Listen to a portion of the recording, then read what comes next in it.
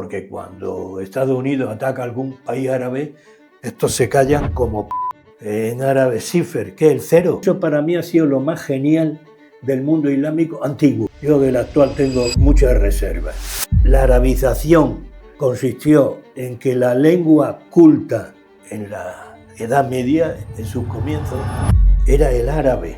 Aquí en estas cuestiones, primero conviene que las masas se mantengan en la ignorancia para poder dominarlas.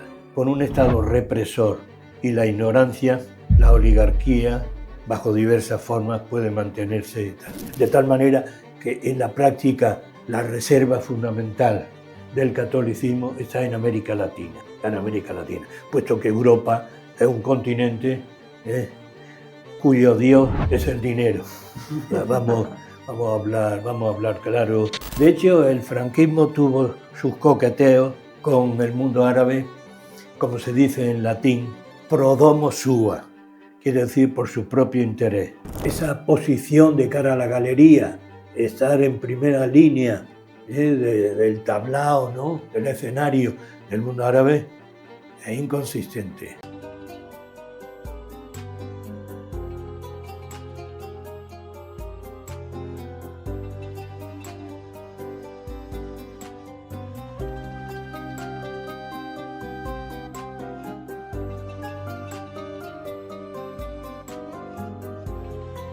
Perfectamente, ¿no? Bueno, la verdad que así entramos con ganas otra vez a grabar un nuevo episodio. Esto podemos llamarlo ya tercera temporada, ¿no? Esta es la tercera temporada veraniega también, hace un calor. Exactamente, aunque nos veis aquí con el aire acondicionado, estamos disfrutándolo mucho. Nada, hay poca novedad, desde el último episodio hasta este, pocas cosas. Sí que es verdad que tenemos, no sé si esto saldrá antes o no saldrá antes de la Arigla. Sí, desde luego. Sí, saldrá antes de la Arigla. Bueno, pues estáis a tiempo de aprovechar para apuntaros a la Arigla. Vamos a dar todos los detalles. Tenéis los detalles abajo, que es del 4 al 10 de agosto, en la Alquería de los Rosales, en Granada. Tenéis un link debajo, laarigla.es, donde os podéis apuntar. Un montonazo de actividades. Un montón. Va a haber artesanos que van a venir desde Granada, vamos a hacer azulejos, yesería, van a venir profesores de la universidad, vamos a hablar de sociología de la religión, va a haber caballos, va a haber piscina, va a haber clases de arte islámico por un investigador doctoral. Va a haber... No puedo cubrirlo todo. Que no lo podéis perder. Charlas, debates, talleres. Exactamente. Creo que no tenemos nada más que anunciar así de momento, ¿no? Es que estamos en esa fase de aterrizaje. No, a ver, ¿qué más podría anunciar? Bueno, Asociación Medineros. Medineros, que ya diremos más adelante cómo podéis asociaros con los medineros. Y que hoy tenemos un capítulo súper especial que os va a encantar. Efectivamente, y como de costumbre, he realizado mis debidas diligencias y he hecho una breve introducción porque ya me dijeron que la introducción fue muy larga. Entonces, bienvenidos a un nuevo episodio del podcast, donde hoy exploramos una etapa fascinante y a menudo olvidada. La Edad Media en Al-Ándalus. Y si la Edad Media no fue una época oscura, sino una de las más brillantes del pensamiento humano, por ello, hoy nos acompaña nuestro estimado invitado que muy desinteresadamente ha acudido a grabar con nosotros en esta calurosa mañana de verano madrileño. Con nosotros el profesor Andrés Martínez Lorca, filósofo, escritor, catedrático emérito de Filosofía de la UNED y académico de número de la Academia Ambrosiana de Milán. Profesor Andrés. Buenos días y saludos en esta mañana fresca aquí. He visto, profesor, que ha sentido usted cuando ha dicho de forma desinteresada. Ha dicho, sí, es verdad, de forma desinteresada. Con este calor solo podría ser desinteresada, no podría ser de otra manera, ¿no? Por supuesto, eso es una característica de la filosofía, el alejamiento del provecho inmediato, lo que se llamaba la inutilidad en general de las humanidades, la inutilidad. Yo quiero preguntarle, porque me estaba preguntando, mi hermano me estaba preguntando cómo llega alguien a especializarse de tal manera en este campo y a dedicar pues eso, todo su esfuerzo intelectual y dirigirlo hacia lo que es la filosofía andalusí. ¿Cómo empieza? Sobre todo, intuyo que esto empezó hace muchos años y empezó en una España que realmente no diría yo que animaba a este tipo de actividades. Bueno, pues se llega a través de muchos años, que lo he podido contar, de energía y de un trabajo continuo. Lo que ocurre en esto, como ocurre en la vida con otras cosas, es que la propia materia, ¿no? En este caso el pensamiento de Al-Ándalus, me ha ido absorbiendo, me ha ido atrayendo cada día más. Pero ha sido un proceso, bueno, pues muy modesto, muy fragmentario inicialmente y por supuesto en sus comienzos partiendo de cero, ¿eh? Porque aunque yo soy de Almería, aclimatado ya muchos años en Madrid, donde me formé, ciudad creada por el gran califa Abderramán III, que tuvo la visión del Golfo de Almería, que fue el principal puerto de Al-Ándalus, incluso para ir a Marruecos, para ir al Magreb, se iba a Almería, como sabemos por todos los viajeros. Pues a pesar de eso, que yo viví en un pueblo de la Alpujarra, donde dio un gran historiador, y de que el pueblo donde nació mi madre dio un gran botánico, Al-Arbulí, con un tratado de botánica formidable. A pesar de eso, yo ni idea ni del Andaluz ni de la cultura árabe, porque lo único que había era un asfixiante nacionalcatolicismo y una ignorancia mayúscula, ignorancia general. Entonces, el comienzo modesto fue que en el último curso de filosofía española, un profesor joven que iba por libre, pues entre los libros que nos recomendaba para hacer un trabajo fue uno, El collar de la paloma, de Ibn Hazm de Córdoba.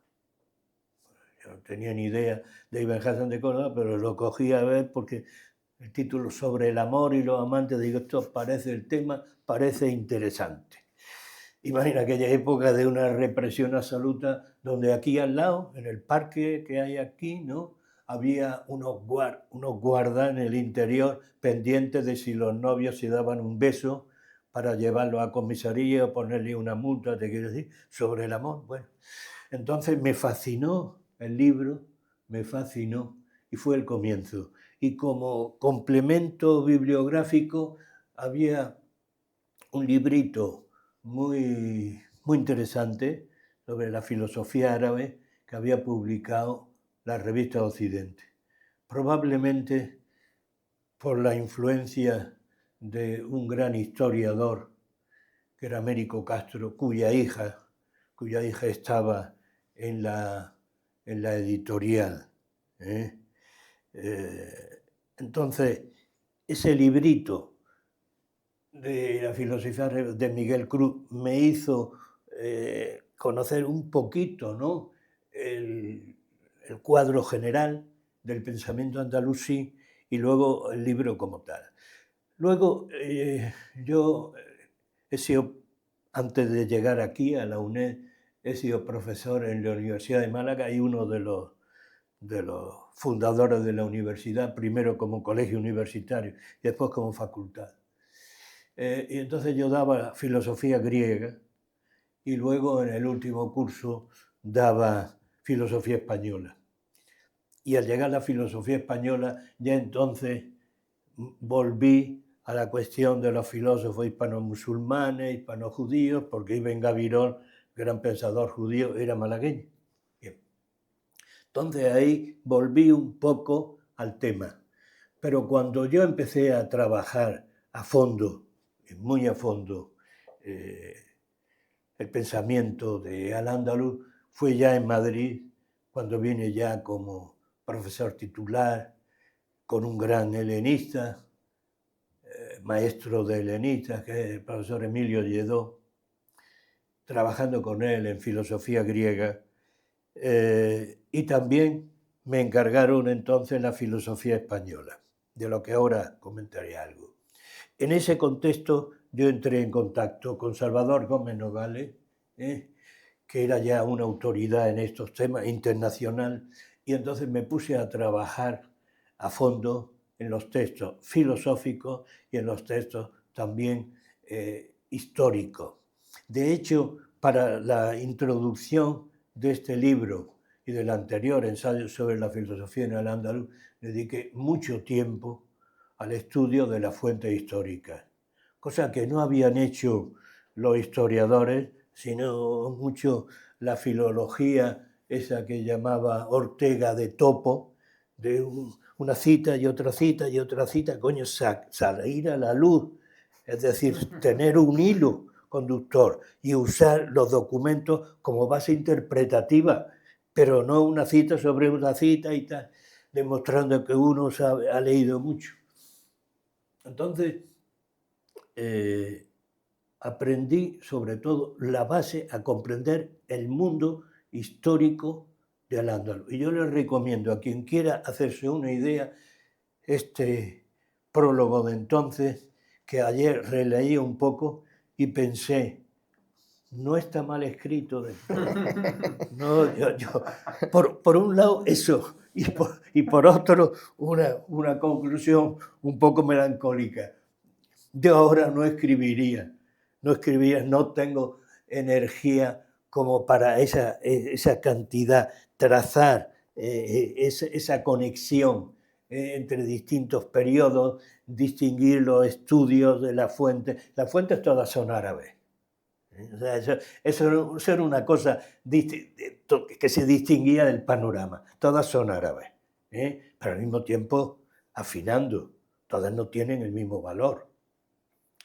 Entonces, ese fue, digamos, el sustrato, que a mí me lo han reconocido, ya que no existe Academia de Filosofía, me lo han reconocido muy generosamente la Real Academia de la Historia. Muy generosamente, porque yo no pensaba ser académico ni nada de esto. Vamos, académico no en el sentido de profesor, que a eso me he dedicado y de eso he vivido, sino de la Real Academia, de academia. Pero fue un académico de Córdoba, que era médico, y luego arabista, Antonio Arjona, el que sin consultarme, pues metió mi candidatura y me dijo que ha sido elegido académico correspondiente de la Academia de Córdoba. A mí me hizo mucha ilusión. Por un lado, ser académico, bueno, correspondiente quiere decir que no vive en la ciudad, sino que en otra ciudad. Yo entonces viví en Málaga. Y luego, claro, el hecho de que te aprecien y te estimulen, porque claro, era un estímulo, yo estaba empezando entonces. Bueno, y luego pues ya yo tenía curiosidad, me hicieron académico correspondiente de Toledo, luego correspondiente de la Real Academia de la Historia, y luego los catalanes, a los que aprecio mucho, en contra de la opinión vulgar, pues también de la Real Academia de Bones Lletres, en catalán. Y luego la culminación, ya más en serio, puesto que es de número, es del principal centro cultural católico del mundo, que depende del arzobispado de Milán, de donde normalmente han salido los papas, el arzobispado católico de Milán, y que es una academia que tiene miles de manuscritos de Leonardo da Vinci, especialistas de todos los países del mundo, religiones, universidades, con una amplitud de criterio formidable en Milán. Bien, entonces, todo eso para mí ha sido un estímulo,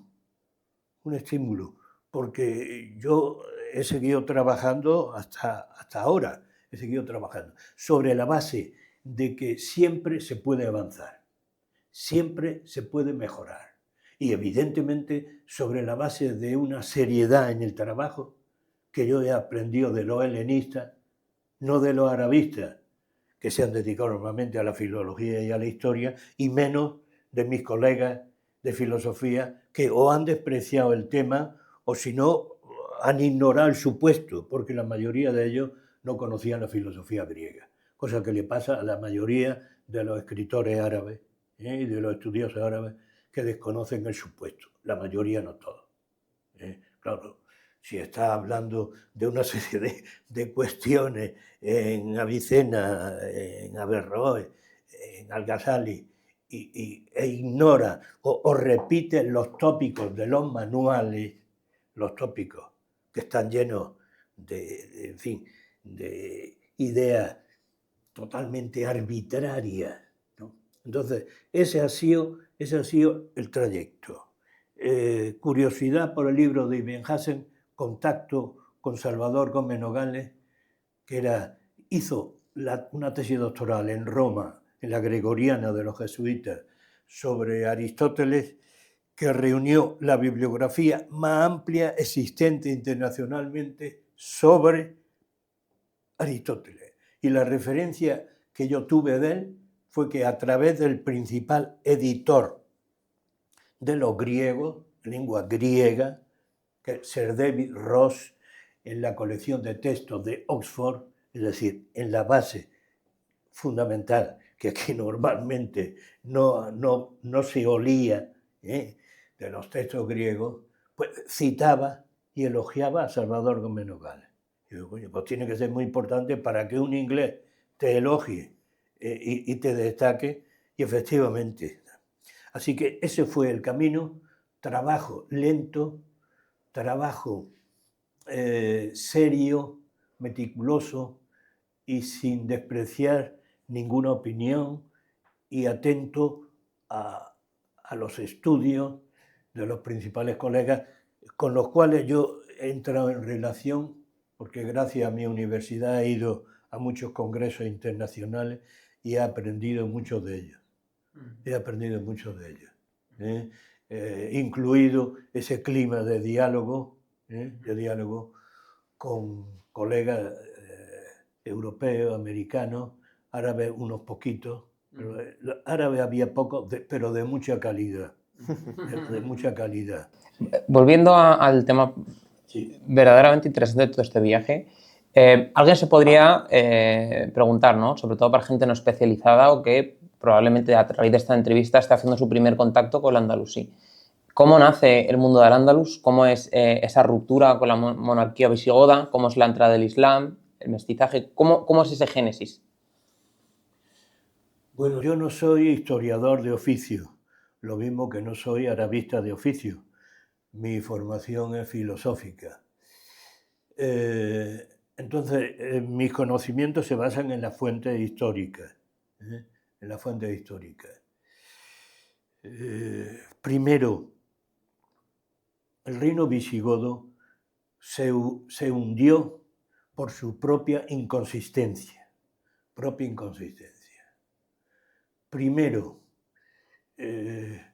tenía una base social totalmente inestable, porque era un pequeño grupo oligárquico de origen germánico que estaba introduciendo el protofeudalismo, por ejemplo, las relaciones de semiesclavitud de los siervos de la gleba.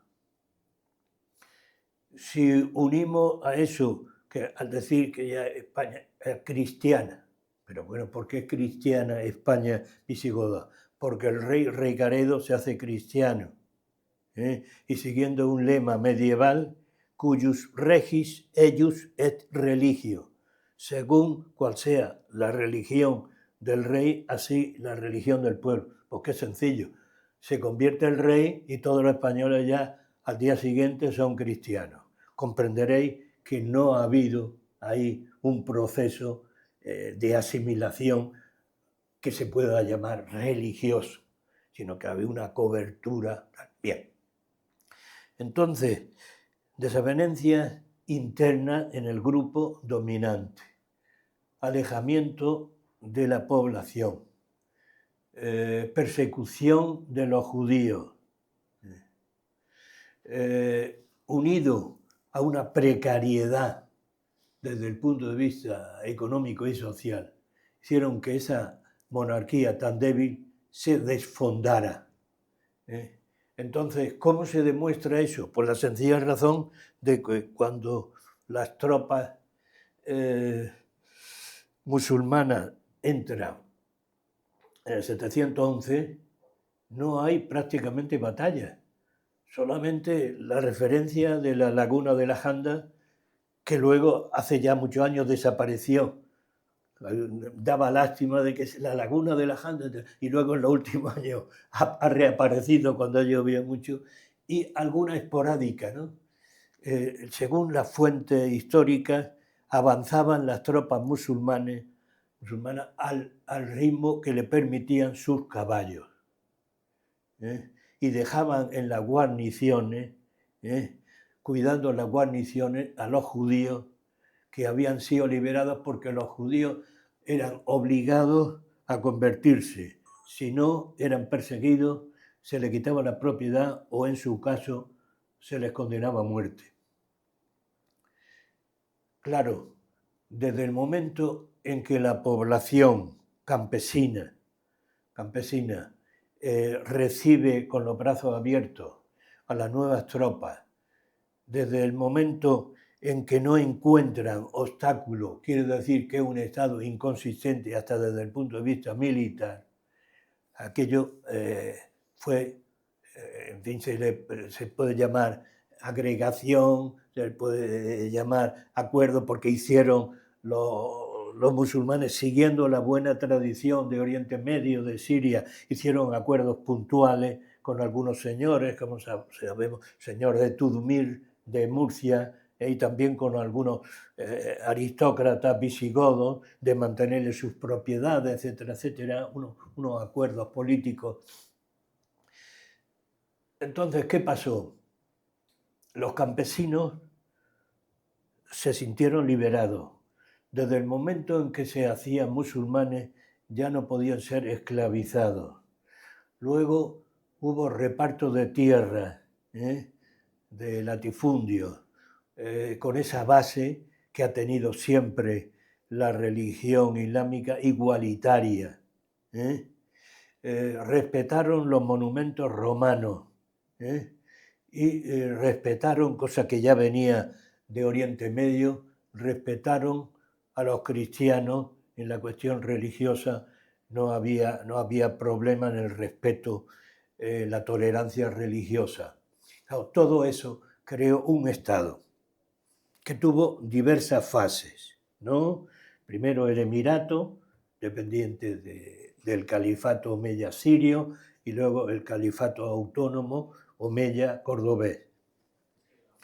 En la primera etapa, la base es arabización y, en paralelo, islamización. La arabización era la base cultural, que una gente que estaba ya entre dos aguas, es decir, que no conocía la lengua clásica, el latín, sino una derivación popular, el latín vulgar, y la mayoría en una ignorancia absoluta. Pensemos que en los reinos cristianos, hasta muchos siglos después, la ignorancia era absoluta. Ahora se dan unos premios, Carlomagno, tal. Carlomagno era analfabeto, y las mujeres pobres, de los arrabales de Córdoba, se ganaban la vida en el siglo X copiando el Corán, sabían leer y escribir. Entonces, hemos vivido de un cuento, lo mismo que pasa ahora, ¿no?, en otros niveles de Europa. Quiero decir con esto, claro, la base para el Islam es leer el texto sagrado, recitar el texto sagrado, comprenderlo y aplicarlo, pero sobre la base de una lectura del texto sagrado. Claro. Entonces, la arabización consistió en que la lengua culta en la Edad Media, en sus comienzos, la lengua culta era el árabe. El latín había mantenido un perfil bajísimo, rompiendo con el mundo clásico y rompiendo con el mundo griego. en el estado que acabo de decir, es decir, que la inmensa mayoría, menos los clérigos, no sabían leer ni escribir, y en una ruptura con la cultura griega. Claro, si nos situamos en el contexto fundamental, originario, que el califato omeya sirio, pues tenemos que los sirios habían sido helenizados, los sirios habían sido romanizados. Las primeras traducciones del griego al árabe lo hicieron los sirios, primero al siríaco y después al árabe.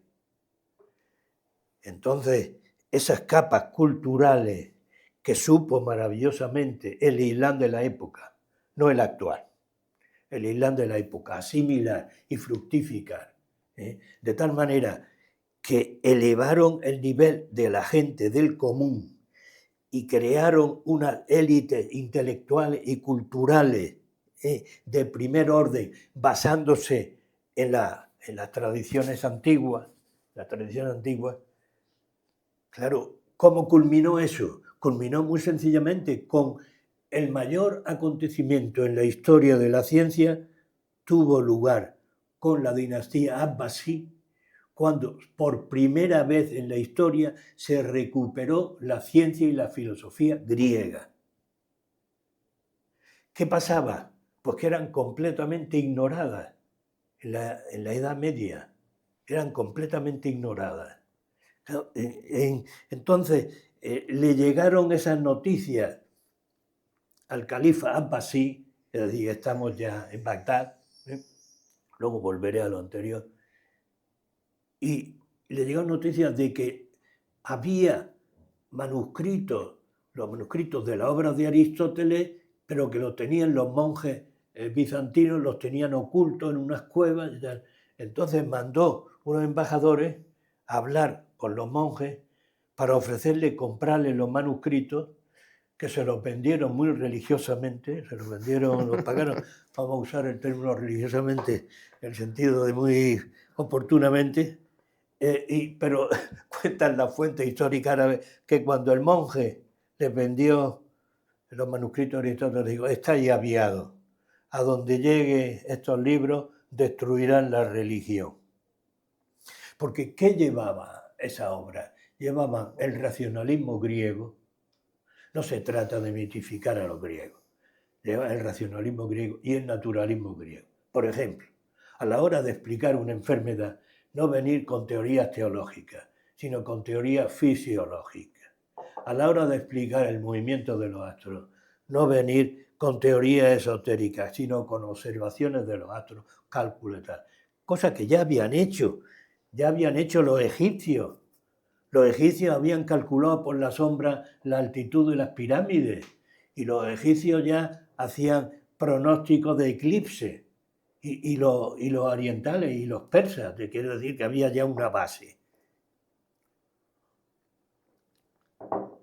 En medicina tenemos los tratados hipocráticos y tenemos la obra del principal médico que se usa ya como un término general, que Galeno. Llamamos Galeno a un médico por el médico griego Galeno, que tiene los principales tratados de medicina. En astronomía tenemos a Ptolomeo Claudio, con una gran síntesis de la astronomía griega. Tenemos en matemáticas a Euclides. También tenemos obras de Arquímedes, de Siracusa, matemático y físico. Y tenemos sobre todo la obra del principal filósofo griego que escribió de todo prácticamente, ¿no? De lógica, de ética, de política, de metafísica, de biología, etcétera, que era el compendio que era Aristóteles. Bueno, pues eso se le debe al mundo árabe. Eso se le debe. ¿Por qué? Porque se tradujeron, porque estaban ocultas. No se conocieron la obra de Aristóteles en el mundo latino, en la Universidad de París, hasta fecha tardía, tardía, ya finales del siglo XII y comienzo del siglo XIII. Hasta entonces solamente se conocían 2 tratados de lógica. Un pequeño inciso, una pregunta. ¿Esa ocultación fue de manera, es decir, fue algo meditado y fue a propósito? Es decir, en el mundo cristiano medieval se ocultó lo que son los tratados de lógica, de filosofía. ¿A propósito se les ocultó a las masas o fue algo completamente involuntario? Bueno, eso es lo mismo que la liquidación de las escuelas públicas romanas, fue un diseño. Aquí en estas cuestiones fue un diseño. Primero, conviene que las masas se mantengan en la ignorancia para poder dominarlas. Con un Estado represor y la ignorancia, la oligarquía, bajo diversas formas, puede mantenerse y tal. Y luego, desde el punto de vista intelectual, el dominio de la Iglesia católica ha sido absoluto. Absoluto. Es decir, que desaparece el Imperio Romano, con Constantino se convierte el imperio en cristiano, y yo creo que se ha subrayado poco. Últimamente más, el verdadero heredero del Imperio Romano ha sido la Iglesia Católica. Y luego ya, si me permití un corolario ya actual y desde mi punto de vista, la debilidad principal del catolicismo en el mundo ha sido su conexión directa con el colonialismo europeo. Eso, lo primero, explica el control absoluto, claro, porque si era una potencia religiosa, una potencia política, y luego hasta en Italia, hasta el siglo XIX, una potencia militar, militar que ocupaba gran parte del territorio italiano, hasta que lo expulsó del territorio central italiano Garibaldi y lo redujo al Vaticano. Porque claro, la historia no se ha contado nada, ¿no? Sí, son tan buenos. No, es que fue derrotado en las tropas. Y aquí los obispos tenían sus grandes tierras y tenían sus ejércitos, como por ejemplo cuando en un pueblo por el que yo paso con frecuencia, de la provincia de Ávila, pues se reunieron las tropas de diversos reyes, aristócratas y de obispos y arzobispos con sus tropas correspondientes para apoyar a Isabel la Católica, el nombramiento de Isabel la Católica. Bien, entonces, volviendo a la cuestión de la arabización y la islamización. La primera estructura fue una estructura en el Emirato de Al-Ándalus, bueno, que reflejaba el poder omeya, es decir, basado el poder político en una aristocracia siria, que era una aristocracia muy avanzada, muy evolucionada, y luego una organización en general tribal, que era una característica de los omeyas. Y siempre en esa tolerancia religiosa, puesto que allí la habían vivido, la habían mamado en la zona de la antigua Siria. Se produce un cambio fundamental con Abderramán II. Abderramán II, siendo omeya, copia el modelo abbasí, que era un estado no basado en un sistema tribal, puesto que ya el imperio abbasí había unido las fuerzas árabes con los persas y había una mezcla racial, religiosa, cultural enorme. Y entonces aquí ya en Al-Ándalus se había producido un mestizaje profundo, es decir, las tropas, la mayoría eran bereberes, la clase política era de origen sirio, árabe, la población, la inmensa mayoría, hispano-romana y antes celtibera, es decir, autóctona, la población. Claro, entonces, otras características, el desarrollo de una vida urbana. Durante este periodo, Abderramán II y III, se crean muchas ciudades en Al-Ándalus, en España, entre otras, donde estamos ahora, que es la única capital de Europa con nombre árabe. La única capital de Europa con nombre árabe, ¿no? Madrid. Entonces, ese avance, modernización, se reforma y se mejora el puente de Córdoba, se quitan a costa de destruir parte de la muralla, se desarrolla el comercio. Con Abderramán III se integra incluso en el gobierno a gente de otras religiones, ¿no? A veces mandaban como embajador a un obispo cristiano, integrando también en el gobierno a judíos, como el famoso judío médico Hasdai Ben Saprut de Córdoba, ¿no? Ese desarrollo social, urbano, esa mejora del Estado, un Estado más abierto, llega al punto de culminación con el califato, con Abderramán III. Bien. Entonces, desde el punto de vista de la islamización, que claro, lo que había era una ignorancia absoluta. El pueblo mantendría sus cultos antiguos, sus prácticas tradicionales, pero al margen de una religión como tal, consolidada y tal.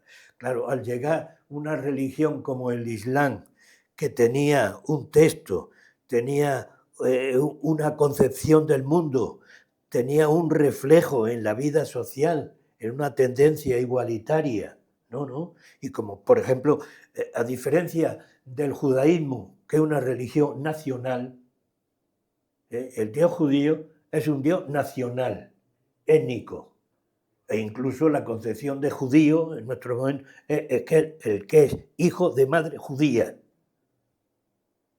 Bien, entonces, a diferencia de eso, el Islam,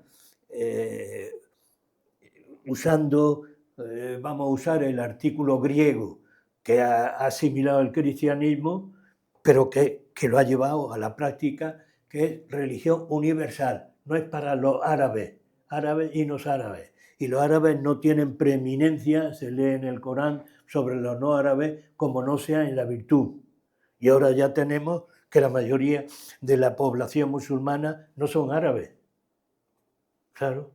Yo lo he visto ese desarrollo cuando he estado en Zimbabue, y he estado allí con amigos musulmanes, dirigentes, y cuando he ido también a Sudáfrica, donde se ha ido sustituyendo la religión protestante fundamentalmente, católica había poco, por una penetración creciente del Islam, o como se ve en Estados Unidos, con una creciente adhesión al Islam de la población afroamericana. De tal manera que en la práctica la reserva fundamental del catolicismo está en América Latina, puesto que Europa es un continente cuyo Dios es el dinero. Vamos a hablar claro, y también en el norte de Estados Unidos. Lo de la Biblia dice, Pujus Deus, ventre, no, el vientre, no, el dinero.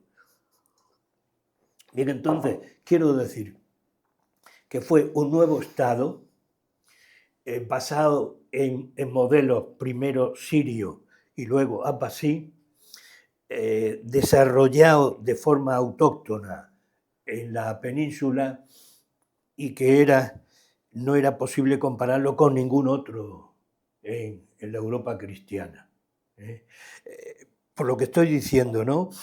En aquella época los judíos eran totalmente estigmatizados y perseguidos en todos los países de Europa. El único país que dio judíos ilustres fue Al-Ándalus. Entonces, que somos más guapos, que somos más listos, no, es que ahí se podía desarrollar lo mismo que se había desarrollado en otros sitios, ya estoy diciendo, ¿no?, que los primeros traductores del griego al árabe eran cristianos sirios. Cristianos sirios.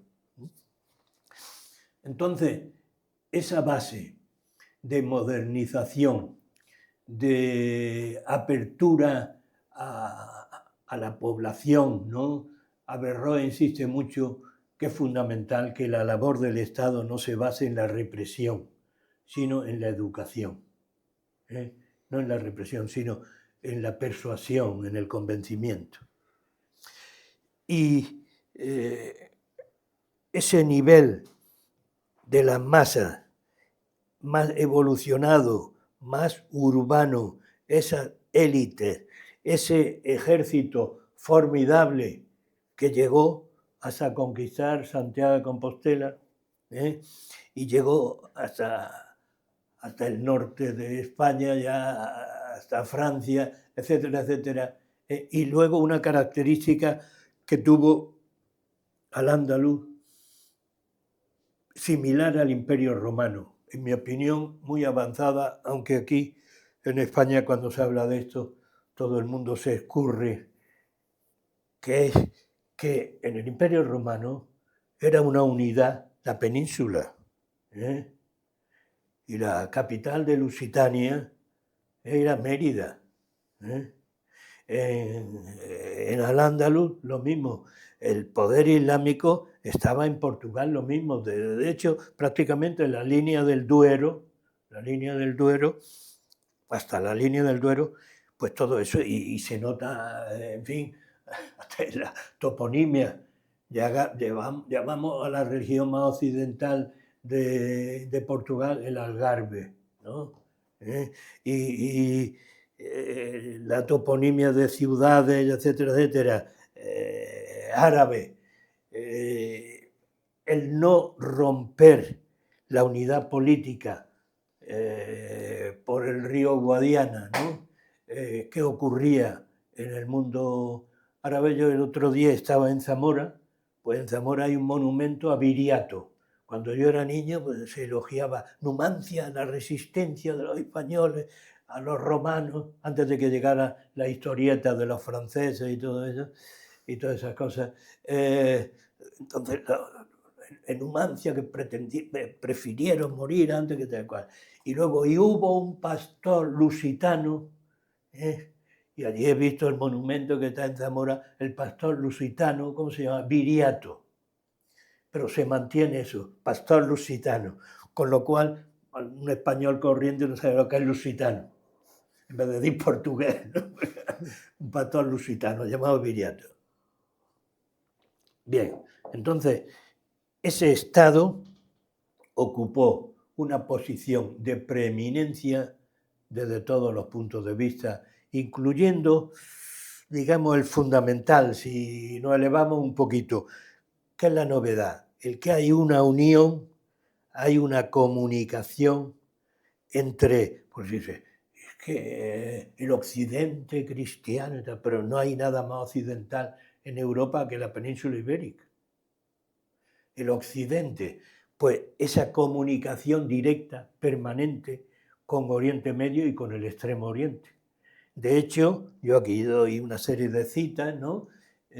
La élite intelectual andalusí se formó primero a través de los viajes con los maestros árabes, desde lo más próximo, Cairaiwan, Fustat, Damasco, Bagdad, etcétera. Hacían todos esos larguísimos viajes, se tiraban años formándose una élite intelectual hispana, andalusí. Entonces, eso fue un acontecimiento de primer orden que significó la llegada de la ciencia griega a Europa, la llegada de la ciencia griega, no solo de la filosofía. Vosotros pensad que las primeras traducciones que se hacen del árabe al latín, porque los latinos no eran tontos tampoco, sobre todo los que dirigen todo esto, ¿qué fueron las primeras traducciones? No fueron de filosofía, fueron de astronomía, de matemáticas, de medicina. Entonces, porque era una ignorancia absoluta. Entonces llega un desarrollo de la matemática, por ejemplo, que es creación árabe el álgebra, y que es creación árabe un numerito que es fantástico, en árabe cifr, que es el cero. El cero es una creación árabe. Pero es que esa acumulación, eso para mí ha sido lo más genial del mundo islámico antiguo. Yo del actual tengo muchas reservas. Muchas reservas. No vamos a entrar, pero muchísimas reservas. Entre otros, que se han alejado del espíritu islámico y que son apéndices del colonialismo. Sí. Y me recalco sobre ella. Esa es mi opinión. Digamos que es una opinión bastante acertada, Sí, hay que decirlo. Esa es mi opinión. Perdón usted, profesor, una pregunta. Con todo esto lo que nos está contando, da la sensación de que todo aquello que nos habían contado en el instituto, en el colegio, a la hora de estudiar al Andalus, es una época en la que viene una conquista, viene una época oscura, muy breve, y es una época en la que cristianos y judíos están subyugados, en la que casi no hay producción, de hecho casi no estudiamos filósofos, bueno, por no decir, no estudiamos directamente filósofos de la época de Al-Ándalus, ¿no? Simplemente es, de repente saltamos, Santo Tomás de Aquino, de repente Descartes y Aristóteles, Platón, pero no hay nada entre medias, y ahora nos está diciendo que se ha rescatado toda esa filosofía griega a través de los árabes, a través de esos traductores que tú dijiste. ¿Por qué falta esa información? O sea, ¿por qué ese lapso del tiempo y por qué no nos ha llegado esa filosofía como tal? De hecho, en cualquier podcast de filosofía, usted habla, les escucha hablar y no se habla casi nada de los pensadores andalusíes cuando nos está diciendo que son importantes, ¿no? Desgraciadamente, tú hablas, en fin, y a mí se me más bien tendía a sonreír en el instituto, y no es lo del instituto, es en general, y no es en la universidad de lo mismo.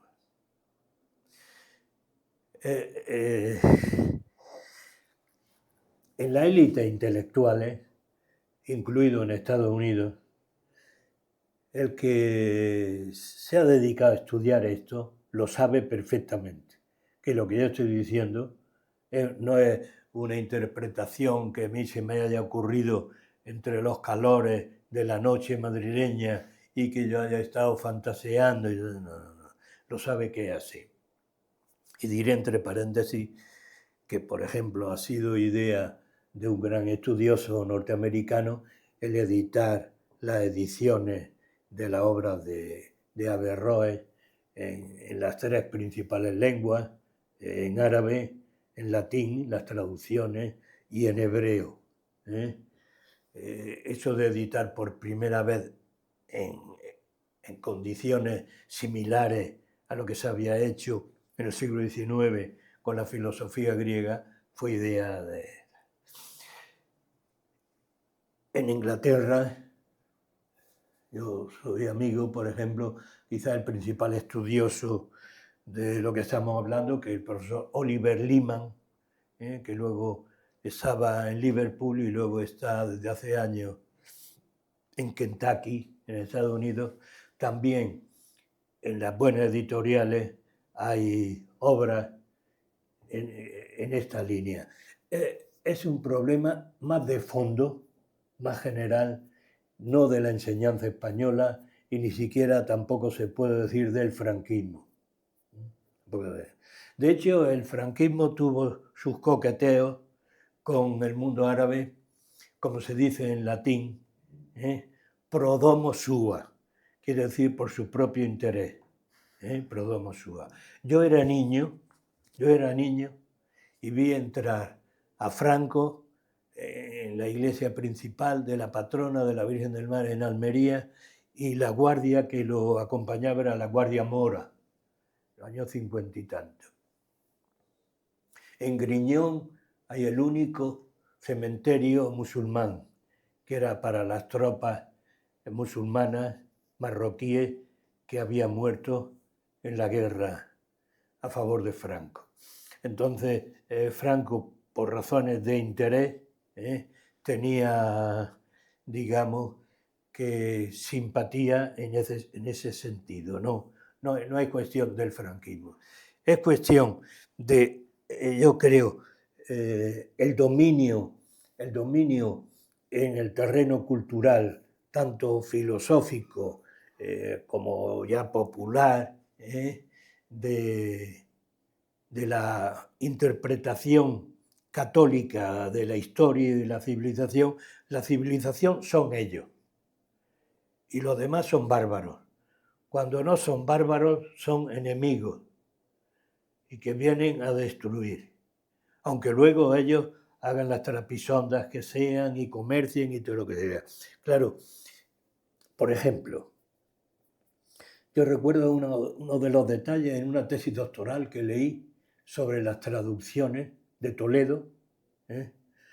La traductora se le escapó el siguiente detalle que yo no lo he visto comentar a ninguno de mis colegas, porque también eso pasa, que cosas que son banales se hacen como si fuera una cordillera y cosas que son importantes desaparecen. Que es lo siguiente. Yo antes he explicado que gracias a los árabes y gracias a la dinastía abbasí, porque los omeyas desconfiaban de la filosofía, dicho sea entre paréntesis, desconfiaban, pues se recuperó para el mundo la ciencia griega. La astronomía, la medicina, las matemáticas, la filosofía, etc. Pero, ¿y cómo pasó eso al mundo latino? Pues muy sencillo, vino a través del árabe y aquí, en una serie de ciudades, no solo Toledo, se fueron traduciendo al latín. Ya he dicho antes que las primeras traducciones, siglo XII, primera mitad, eran de ciencia. Solamente en la segunda mitad empezaron a traducir a los principales filósofos orientales. Al-Farabi, Avicena. Bien. Y luego ya, tardíamente, puesto que Averroes murió al final del siglo XII, en el siglo XIII, a traducir a Averroes. Bien, se traducen en España, en la España cristiana, y se envían a la Europa cristiana, fundamentalmente a París, a la Universidad de París. Bueno, ¿y qué pasa en España? ¿Qué pasa en España? ¿Se editaron esas obras, esas traducciones latinas? No conozco ninguna edición. Ayer estaba yo releyendo esto en relación con, luego le comenté a mi hijo, que es ingeniero y está estudiando en Padua, a propósito de Padua. Le dije antes, cuando persiguieron a los aristotélicos en París, huyeron a Padua. Y entonces me pongo yo a releer y efectivamente las primeras ediciones latinas de los comentarios de Averroes fueron publicados en Padua 1472-1475. Y al siglo siguiente es la gran operación industrial veneciana, que es la ciudad principal del Véneto, ¿no? De esta zona de Italia, desde el punto de vista financiero, político, etc., en unas ediciones enormes, en unas tiradas enormes, que eran las obras de Aristóteles con los comentarios que se conservan del cordobés Averroes. En latín vamos a decirlo que suena bien. Aristotelis opera cum Averrois cordubensis commentaria que extant, que se han conservado. Eso era el boom fundamental, más importante, en el mundo del Renacimiento. Venecia, siglo XVI. Bueno, y entonces digo yo, si esas traducciones salían de aquí, lo normal es que se leyeran aquí y se imprimiera. No se imprimió ningún comentario de Averroes. nada. Imprimir en España no conozco ninguna edición. Quiero decir que salían, cobraban su dinero oportuno, pero aquí ningún comentario. Pero sí quedó la cosa esa legendaria, los árabes, esto en contra del mito que desarrollan tanto los anglosajones, los árabes que son unos bestias, los árabes que son unos fanáticos, los árabes que matan a las mujeres y todas estas memeces en contra de ellos. Quedaba la cosa de los árabes como una gente muy sabia y unos sabios muy adelantados. Y entonces hay un testimonio de una obra que tradujeron unos amigos míos, uno historiador y otro latinista. Se llama Elogio de España y tal.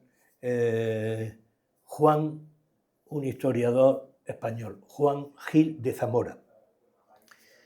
Y está traducido por Genaro Costa, que fue rector de la UNED, latinista, y mi amigo, un historiador medieval. Bien, dice ahí Juan Gil de Zamora, Aristóteles, que fue un filósofo español, tal, y Averroes, un filósofo extraordinario, un filósofo tal, que también fue español. Y aludo yo, de luego en esa época no existía complejo de inferioridad en España para hacer Aristóteles español. Quiere decir, que le había llegado la onda, esta onda, por esa cosa que pasa siempre de llegar de la sabiduría de esos árabes, en contra de ese mito colonial inglés de desprecio y odio hacia el mundo árabe, que es de lo que bebemos todos los días si ponemos la radio y la televisión, ese odio anglosajón, evidentemente por razones de su dominio antes del imperio y otra de sus hermanos, transatlánticos. Aquí eso que se dice tan elegante, los lazos transatlánticos. Menudos lazos a través del Atlántico, ¿no? Uh-huh. Quiero decir con esto que en España se selló la penetración de la filosofía árabe. Se selló. Entonces, ¿quién conocía eso? Pues los sabios oficiales, conocían más bien a través de manuscritos, pero no se difundió nada. Lo que se difundió, sin embargo, fue muy importante, pero en fin, no me voy a detener, fue a través de Alfonso X y a través de los traductores toledanos, pues difundir una serie de conocimientos desde astronómicos, literarios, porque el comienzo de la prosa castellana procede del árabe. El comienzo de la prosa castellana, todos los primeros relatos, etcétera, son de fuentes árabes, ¿no? Uh-huh. Algunos, en fin, que ni siquiera eran árabes, sino que eran persas, eran indios, relatos indios, etcétera, ¿no? Todos los primeros. Quiero hacer un pequeño inciso con respecto a Averroes. Mucha gente no estará familiarizada, ¿no? Entonces, me gustaría simplemente un breve inciso para alguien que no está familiarizado. ¿Quién es Averroes y cómo de importante es la figura de Averroes en la filosofía? ¿Y quién era, obviamente? Sí. Averroes es la cumbre del pensamiento de Al-Ándalus. Y en mi opinión, y ya por lo menos de los estudiosos occidentales y parte de los árabes y musulmanes, también del mundo árabe oriental.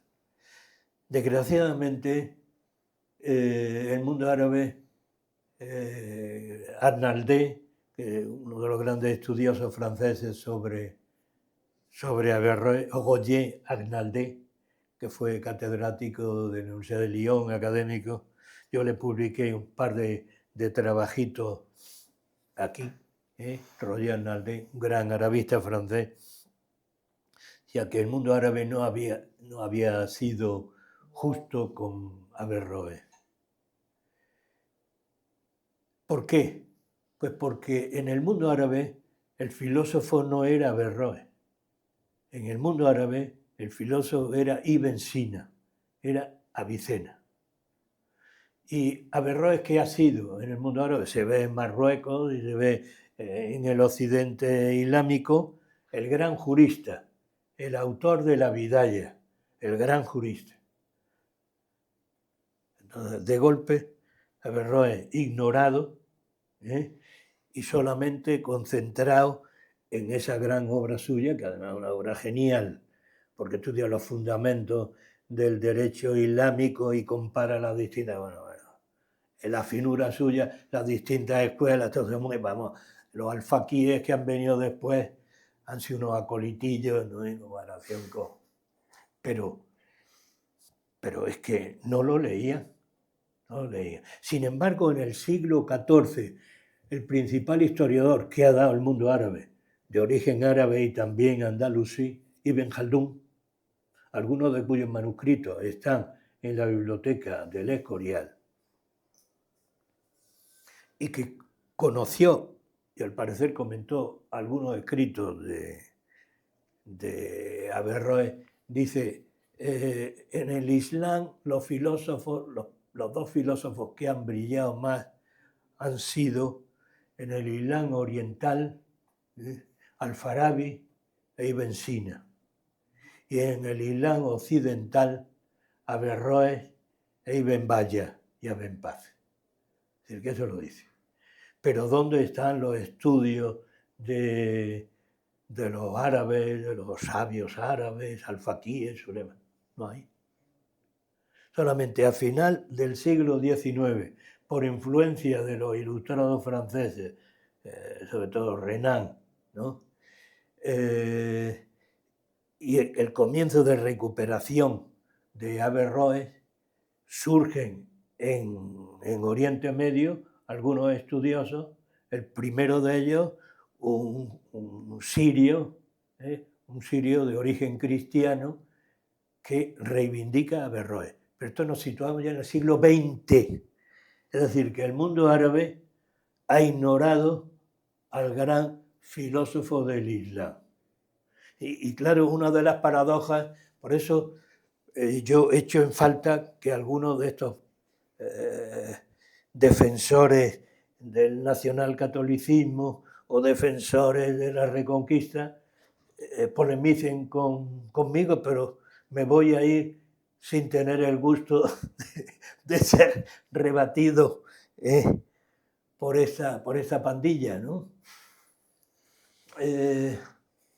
Bueno, es que ha sido el mundo occidental de origen cristiano, aunque no eran cristianos como tal, los libres pensadores, el que ha recuperado a Averroes como filósofo.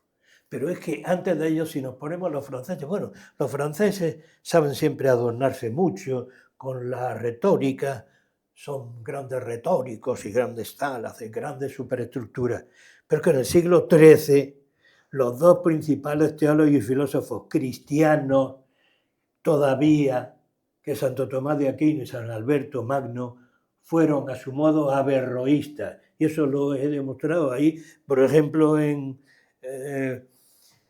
mi libro Maestros de Occidente, la revolución del siglo XIII, que algunas veces han querido poner, no, la revolución del siglo XIII es la recepción del legado de Averroes en el mundo latino, fundamentalmente en París. Bueno, eso Renan, ahí sí fue fino, se dio cuenta de que aunque polemizaba con Averroes en algunos puntos, el verdadero receptor de Averroes fue Santo Tomás de Aquino. Esto se lo digo yo, O sea, al rebaño este que tenemos por aquí de pseudointelectuales, polemistas, tertulianos, etcétera, y le da un patatú. Alguno le da un patatú.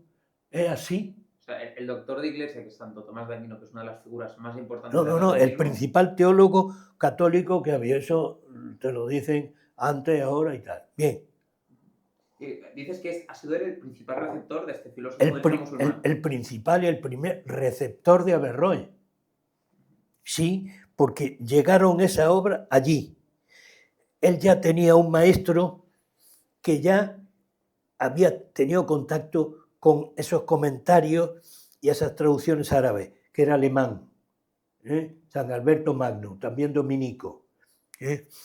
Él había oído algo de los árabes en su tierra natal, porque era la única universidad de Europa, la Universidad de Nápoles, que fue creada por un rey que luego lo destronó el Papa, Federico II,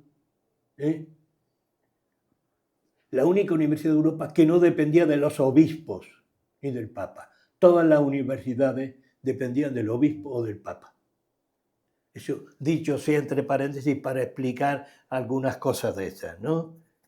Entonces, en la Universidad de Nápoles, que ya habían llegado algunos textos de traducciones del árabe. Bien, Tomás de Aquino quedó deslumbrado. Era un hombre de una capacidad intelectual extraordinaria, de una honestidad extraordinaria, y como es lógico, como buen católico y buen teólogo, pues le puso algunas críticas puntuales. Pero la influencia es masiva, profunda, de tal manera que a partir de esa referencia, al filósofus es Aristóteles, comentator es Averroes, pues es como llegó al resto del mundo cristiano. ¿Qué pasó?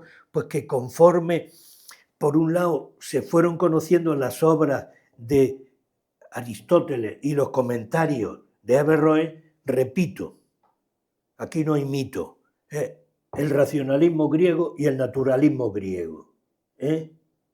Respeto religioso, pero la filosofía es un camino autónomo de desarrollo racional, que puede ser rebatido o reafirmado, según el camino que se elija, pero que evidentemente es un desarrollo de la actividad que nos distingue de los animales, que es la actividad racional. Entonces, ¿qué pasó? Pues que hasta en la facultad hegemónica era la facultad de teología y la facultad de artes, terminología que han mantenido los anglosajones, arts, que no es arte en la denominación actual, sino humanidades, o letras en la denominación nuestra moderna, pues se creó un núcleo de profesores que se consideraban filósofos en contraposición con los teólogos y se consideraban aristotélicos y averroístas. Pues ¿cómo acabó aquello? En 1277, vamos a nombrarlo, el obispo de París, Etienne Tampier, hizo una condena de decenas y decenas de proposiciones. Buena parte de Aristóteles, otra parte de Averroes. Y se calcula que entre 10 y 15 proposiciones o tesis tomistas fueron condenadas.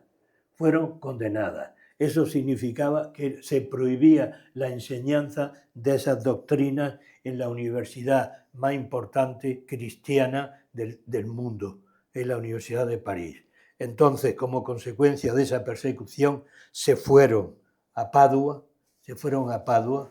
y allí, en ese contexto, aparece el primer defensor de un Estado laico. Esto que voy a decir es una bomba, ¿no?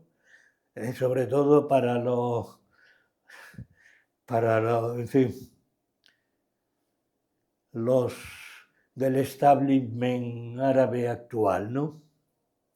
Primer defensor del Estado, de un Estado laico, es precisamente un pensador influido por Aristóteles y por Averroes, Marsilio de Padua.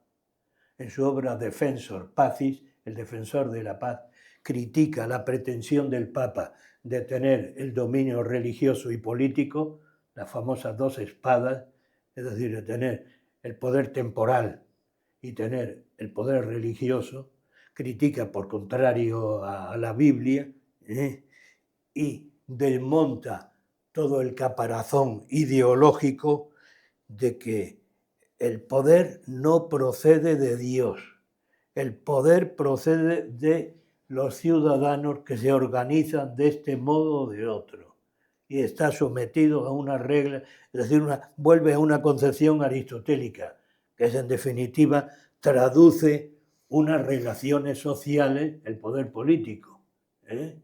Y lo mismo que en el mundo primitivo existía un comunismo primitivo y no existían organizaciones jurídicas y tal, luego hay un desarrollo en términos económicos, políticos, diversos sistemas, tal.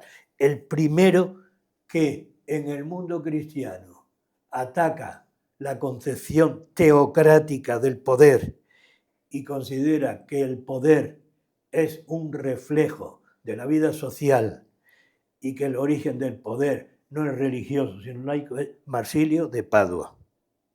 Claro, entonces cuando oímos todos los días todas esas tonterías, ¿no?, de el Islam como fanático, el Islam como totalmente dictatorial, como supresor de toda diversidad de opinión. Bueno, yo aquí me tomé la molestia en estos comienzos, ahora ya no tendría yo paciencia para hacer eso, ¿no?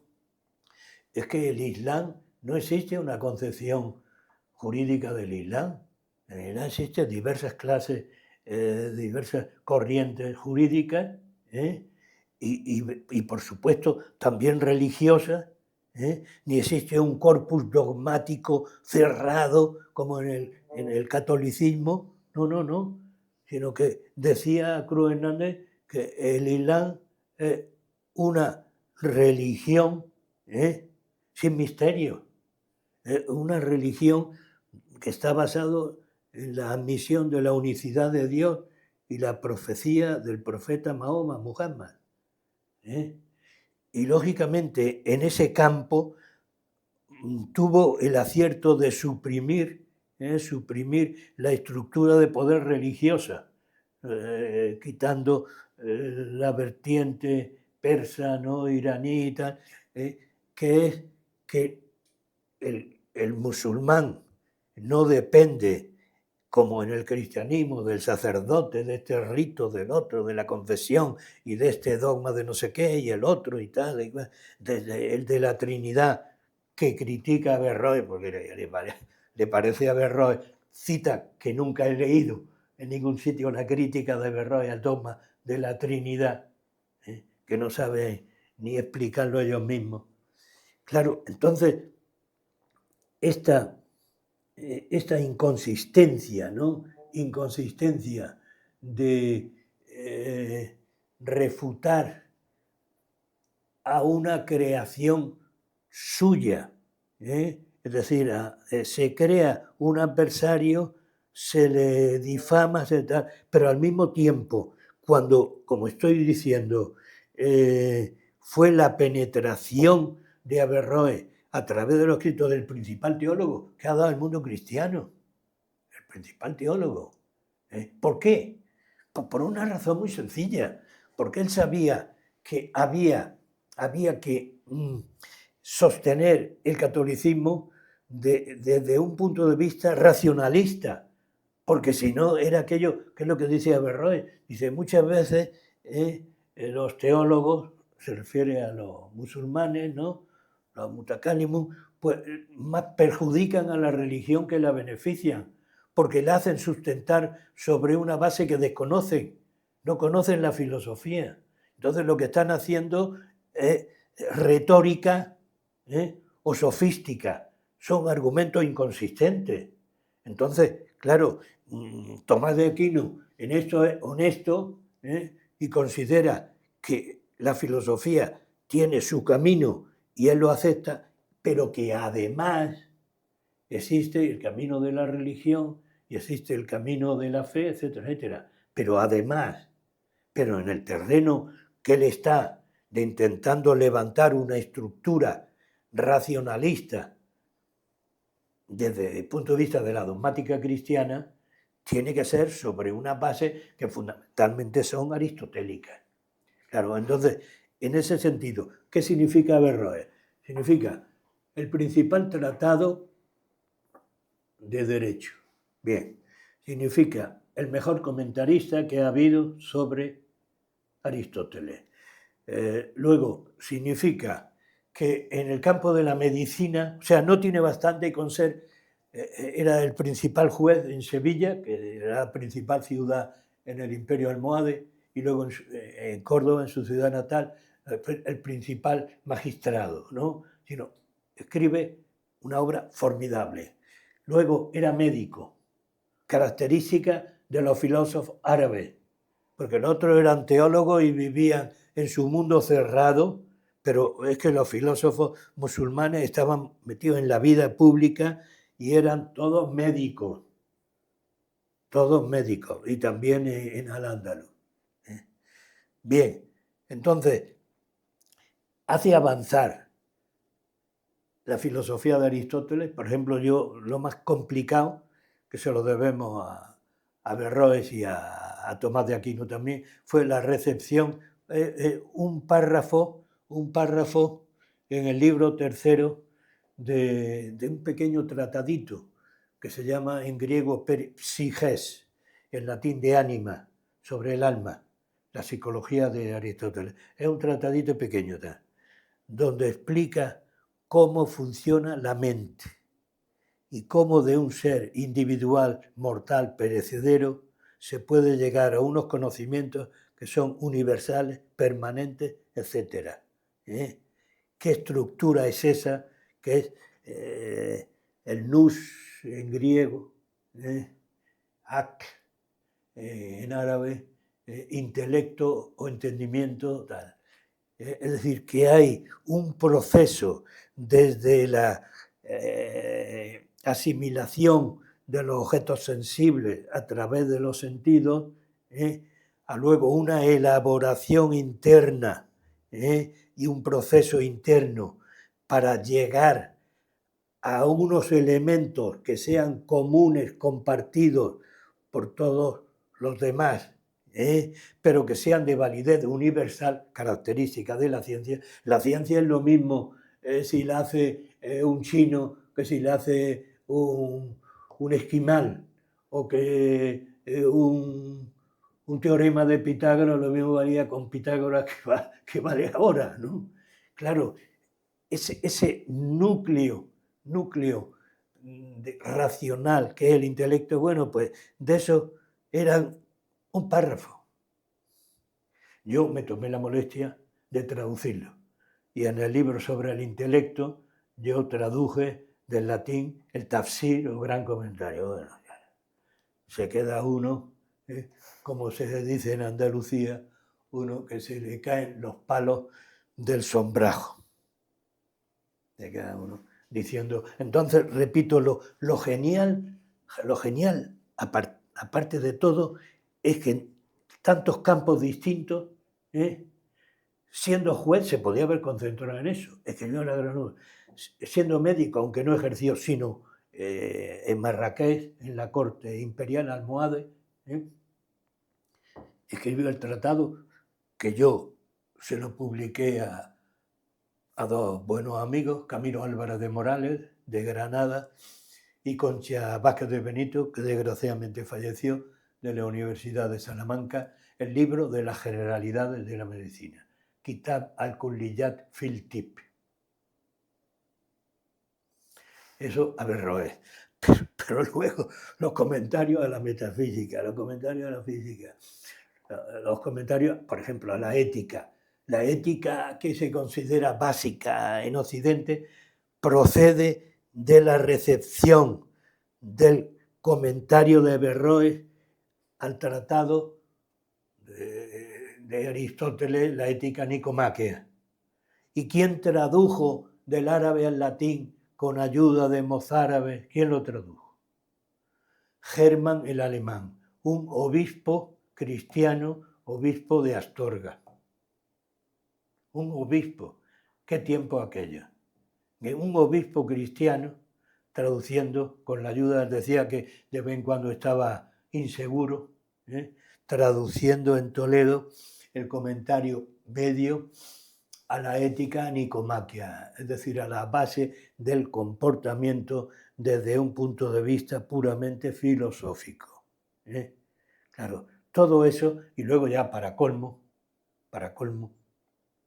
las envidias de la élite cordobesa, sobre todo en el terreno judicial, y el odio de conservadores, alfaquíes y ulemas, que consideraba que había atacado al Islam, creando argumentos totalmente falsos. Eso es mi librito, que se ha vendido muy bien, publicado ahí en Córdoba, ¿no? Averroes, el filósofo cordobés que iluminó Europa, doy los testimonios del proceso, Entonces, en un clima, digamos, de desconfianza y de hostilidad por razones de ortodoxia totalmente ficticios, porque... ¿Crees que eran celos, era envidia? Bueno, había dos elementos. Uno, el profesional, de que era una dinastía ya desde el abuelo, que el abuelo, el abuelo tuvo la idea de proteger a los cristianos que se habían sublevado, de que no los matara y los mandara a Marruecos. Y el abuelo de Averroes tuvo la idea, que yo he visto y me he quedado, de que se hicieran unas grandes murallas en Marrakech. El abuelo de Averroes. Entonces, la envidia a la dinastía de los Banu Rus, que eran grandes juristas.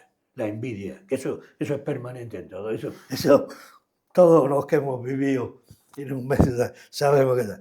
Y luego esto que ha sido ese enclaustramiento del Islam, después de ser el Islam una religión abierta, una religión que asimilaba culturas, porque claro, el origen del Islam era muy pobre, era la península arábiga.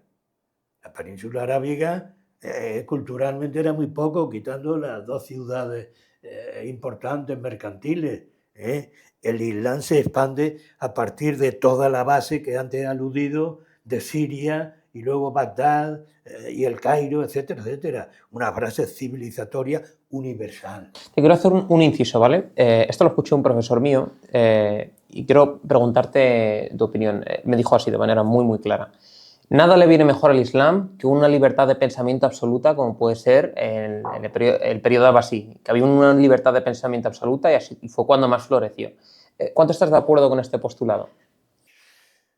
Bueno, yo antes te diré una cosa, que en el fondo, desde el punto de vista teórico, metodológico, es digno de elogio en Tomás de Aquino. Tomás de Aquino dice que desde el punto de vista formal hay que distinguir la religión de la filosofía, la teología de la filosofía. Son campos distintos. No, pero es que campos distintos, estamos hablando de una época que esto no se podía decir. Es decir, es otro más. Y Averroes avanza.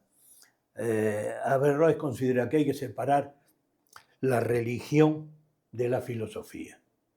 La religión está destinada a todo el pueblo y la filosofía está destinada a una élite que esté preparada, que estudie, etcétera, etcétera. Entonces, por eso dice él, hay que hacer una interpretación literal del texto coránico, porque está dedicado al pueblo, no está dedicado a los sabios. Pero el sabio tiene la obligación de razonar sobre los fundamentos de la religión, razonar, y hacer ver la coherencia de la religión. Dice él, el pueblo no se debe ver humillado a creer sin razones. Es decir, tener un cuadro general que le haga comprender que es una religión verdadera. Bien, entonces esa división entre religión y filosofía, en el campo que tú dices, hombre, es que en el siglo XIII, cuando en el siglo XIII cae primero Córdoba, después de la cruzada, que es la batalla de la Nava de Tolosa, que yo la estudio en el librito de Berroe, es que era una verdadera cruzada. Es que el rey de tal, el cual, los otros, los catalanes, los genoveses, los portugueses, y luego el papa que le da la bendición como cruzada en la batalla de la Nava. Se comienza el siglo XIII, cae Córdoba y un poco después Sevilla. Queda el reino de Granada como un reino vasallo de los reinos cristianos, encerrado en sí mismo. Ya no es como la mezquita que estaba abierta a todos, sino es un palacio maravilloso del rey de Granada, de la dinastía de Nazarí, sí, muy bien, pero ya es una élite alejada del pueblo, alejada del pueblo. Bueno, ya no digamos cuando cae ya el reino de Granada. Luego cae, poco después de la muerte de Berroe, cae el imperio almohade. ¿Y qué pasa un poco después? Eso hay un apunte en la gran obra, que yo creo que es la mejor visión del mundo árabe, desde el punto de vista histórico, es la Muqaddimah de Ibn Khaldun, donde también hay los defectos árabes, esa tendencia a la fragmentación y a la lucha interna también y tal. Entonces, ahí lo que lamenta Ibn Khaldun es el hundimiento del mundo árabe, siglo XIV. Él ve que ha desaparecido ya lo fundamental de Al-Ándalus, se ha hundido aquello, ¿y qué aparece? Pues ahí aparece ya el Imperio Otomano, un gran imperio militar, que hasta cuándo dura. Yo cuando dicen tal, vamos a situar, sí, una película que se rodó en mi tierra, que es precisamente el fin del Imperio Otomano y el comienzo del engaño del Imperio Británico al mundo árabe. Precisamente esa película que simboliza el comienzo de la dinastía saudí, lo refleja muy bien. Quiere decir que desde mediados del siglo XV se extiende sobre el antiguo imperio árabe, el imperio otomano, y que dura hasta finales del siglo XIX-XX, donde el imperio británico lo sustituye. Entonces, desaparece la autonomía, se desprecia la lengua árabe y queda reducido el mundo cultural a los ulemas repitiendo, y a los alfaquíes, que en todas partes son, en mi opinión, los juristas son un peligro, porque se quedan con la cáscara y no van a la nuez, ¿no? Quiere decir que formalizan, hacen rígida la religión con una superestructura que se crea, entonces se fue recluyendo, rechazando influencias externas, olvidándose de sus grandes hombres de ciencia, como antes aludido de Averroes. Claro, entonces aquí quedó reducido pues una camarilla como se puede ver cerca en el mundo magrebí, alrededor de la corte real, una camarilla ya con ideología realmente más occidental que árabe, la ideología profunda. No nos engañemos, ¿no? La ideología profunda, hasta el proceso de colonización entre la lucha nacional de Argelia y la transmisión y ahí la creación de la dinastía totalmente controlada por el imperio francés en Marruecos, etcétera, etcétera. Y ya no digo de los ingleses en el mundo árabe con la cuestión del petróleo, ¿no? Entonces quiero decir que... ¿En qué se basa este engaño británico? Porque has aludido a ello, ha dicho el engaño británico. ¿En qué se basa para los espectadores? Bueno, es que el imperio británico, que era un imperio mundial, descubre la principal base de energía de nuestra época, hasta nuestra época, que es el petróleo. Entonces ellos se dan cuenta de que todos esos desiertos y todo eso, que no hay nada, y que estaban las tribus beduinas, pues tiene el petróleo. Entonces todo es un engaño de apoyar el nacionalismo árabe para echar a los turcos, y que ese es el argumento que conviene verlo, de Lawrence de Arabia. La película. Que en Almería lo traducían como Lorenzo el de Alavia, que es un pueblo de allí también, de origen árabe, Lorenzo de Alavia. Sí, está muy bien explicado, aunque como es lógico, el aristócrata inglés y el hombre que solamente busca la civilización y busca... en fin, yo llegué a ver el final de uno de estos engaños de Occidente, porque tuve una novia en Sudáfrica, de origen holandés, y que la pobre luchaba contra el apartheid y se jugaba la vida. Y yo llegué a ver el engendro del apartheid en Sudáfrica. Repugnante, repugnante. Es uno de los frutos. Uno de los frutos es ese. Ya no hablemos del mayor drama histórico, en mi opinión, que ha sido el de millones, se calcula 20, 30 millones de africanos enviados como esclavos a América, primero por los portugueses, luego por los españoles, luego por los ingleses, etcétera, etcétera. Que no se habla. No se habla vosotros. Que los americanos un poco, porque tienen buena población afroamericana, hablan un poco, no se habla. Pero eso ha sido verdaderamente, o sea, repugnante, y ha sido la esencia del capitalismo europeo. La esencia del capitalismo europeo. Ya no es el colonialismo, ya es la destrucción de la población allí, de los indios allí. ¿Qué pasó en Estados Unidos?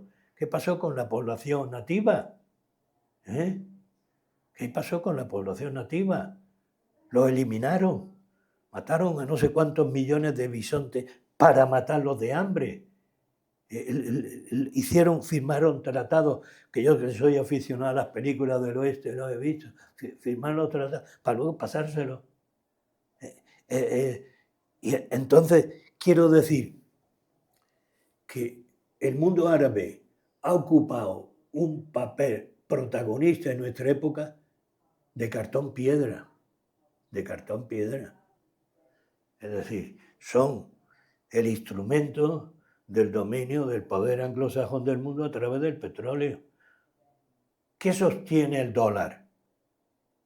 Los petrodólares, porque la economía americana es la que tiene más déficit de todo el mundo. Vamos, ya me paso de la filosofía a la economía, que algo, hombre, no seamos ingenuos. Es una economía totalmente endeudada por sus guerras.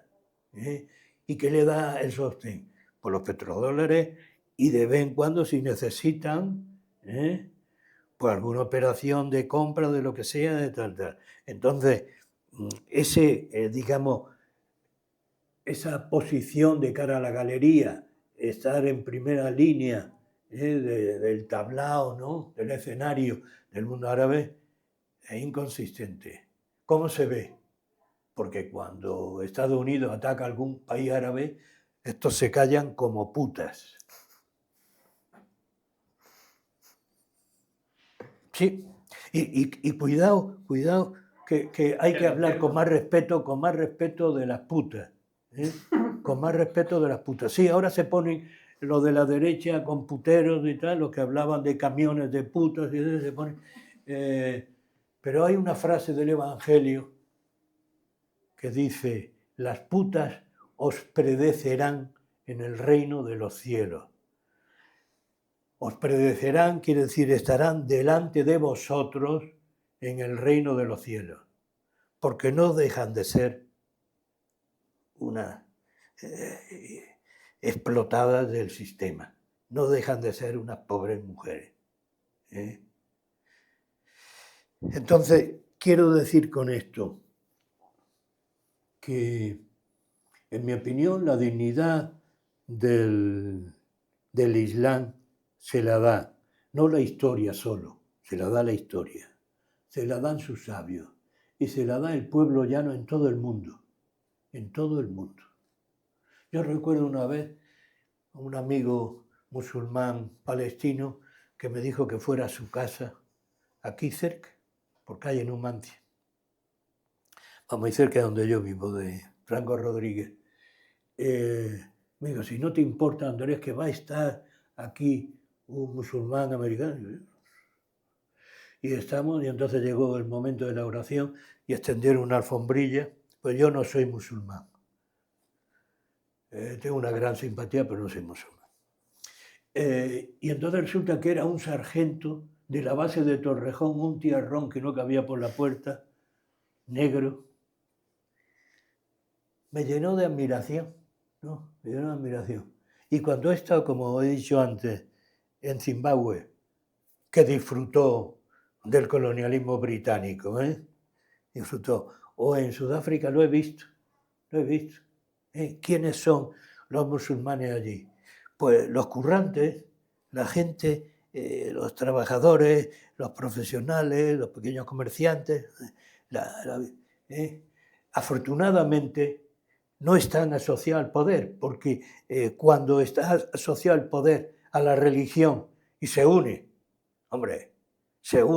el poder religioso a un poder político. Bueno, ya no me quiero extender más desde el Magreb, desde el comienzo hasta Oriente Medio, ¿no? Por ejemplo, no puedo dejar de decir lo que tengo que decir. ¿Cómo se puede permitir que todos los días el sionismo asesine a cientos de palestinos indefensos en una región que está bajo la responsabilidad colonial de facto de Israel, incluido a niños, continuamente más de 15.000 niños asesinados con sus madres en los hospitales, yendo a comer? ¿Y qué coño hace el llamado mundo árabe? Aparte de algunas declaraciones de cara a la galería. ¿Qué coño hace? En fin, entonces comprenderéis que yo os animo, sin sectarismo, sin odio, sin vendas, a que difundáis el mundo de la cultura, de la filosofía o de lo que sea, ¿no? Sabiendo que en todas las religiones hay gente de buena voluntad. Y el pueblo llano no se le puede hacer culpable de los crímenes de sus dirigentes. Si no, en España teníamos que estar llorando por todas las esquinas, ¿no? Entonces, sobre esa base, que es una mezcla de ilustración, una mezcla de diálogo racional y una mezcla de fraternidad con todo, independientemente del origen étnico, social, etc., el Islam se mantiene y se mantendrá como una gran religión universal. Eso en griego, universal, se dice católicos, porque el término de general, lo general, el concepto de lo general, en griego se dice to kazolu, que es lo que busca la ciencia, lo general, no lo particular. Entonces, católicos quiere decir universal. Por eso la Iglesia siempre romana insiste mucho, católica, romana. Bien, el católico, el que sea universal, es una garantía de que no se une la religión, no se enmierda la religión islámica con la infamia de muchos de sus regímenes actuales. Es una garantía. El día que se separe por completo la religión de la política en los países árabes, será un gran avance. Y el mundo árabe, que ha tenido tantas energías en el pasado, también las tendrá en el futuro, pero además acrecentadas, porque claro, cuando sabemos que el principal país musulmán es Nigeria, en África, ¿no? Y en Asia, o sea, etcétera, y que son las masas populares en los países capitalistas, como se ve en Francia, ¿no? Se ve en Francia, que hasta algún acontecimiento deportivo tiene esas repercusiones en los banlieues, ¿no? En los suburbios, porque es la gente que lleva la vida económica y social de esos países. Si quitamos a Estados Unidos los emigrantes y le quitamos a Francia los emigrantes, ¿quién queda? Los señoritos en las oficinas y los militares en los aviones de combate y lo que sea. No. Entonces, yo confío en el talento demostrado históricamente del mundo árabe islámico,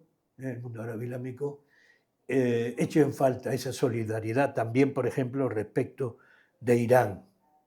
Hombre, pero aquí ya ni se declaran la guerra, se arrasan en contra del derecho internacional protegido por las Naciones Unidas a través de una ficticia Agencia Internacional de Energía Atómica, un país que se adhiere a un tratado de no proliferación y ha arrasado, según dicen, arrasado sus instalaciones nucleares.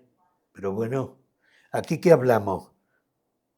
¿Hablamos de un partido de fútbol o en Andalucía, en mi tierra, hablamos de las procesiones y de las corridas de toros? ¿O hablamos de la realidad, ¿no?